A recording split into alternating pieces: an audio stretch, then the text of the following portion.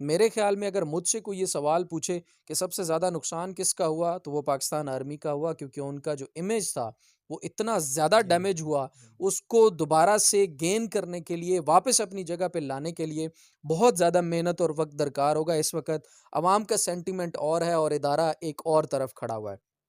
دوسرا اگر ہم کہیں کہ سب سے زیادہ فائدہ کس کو ہوا، تو میری ذاتی رائے میں 9 مئی کا سب سے بڑا بینیفیشری شہباز شریف ہے، سب سے بڑی بینیفیشری مریم نواز صاحبہ ہیں، سب سے بڑی بینیفیشری حکومت میں بیٹھی ہوئی تینوں جماعتیں ہیں. اور سب سے زیادہ اگر زیادتی کی بات کریں میرے خیال میں، تو اگر چیز دیکھی جائے تو 9 مئی ہونے کے بعد سے لے کر ابھی تک جس طرح سے تحریک انصاف کو دبایا گیا، توڑا گیا، زیادتی کی گئی، اٹھایا گیا، مارا گیا، خواتین بچوں بوڑھوں کے ساتھ جو کچھ ہوا، وہ ایک الگ پوری کی پوری داستان ہے. اور اس کا حل جو ہے وہ خیر پہلے بھی بہت سارے کمیشن بن چکے ہیں، رپورٹیں بھی بہت ساری آ چکی ہیں، لیکن پبلک نہیں ہوتی.